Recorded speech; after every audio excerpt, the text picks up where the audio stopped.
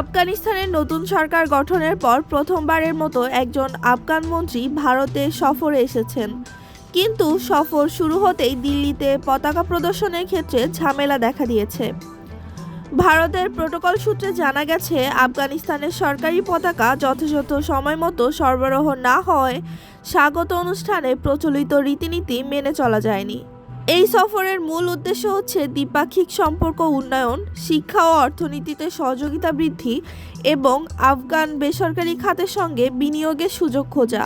সফরের সময় দুই দেশের প্রতিনিধি পর্যায়ে বৈঠক চলবে।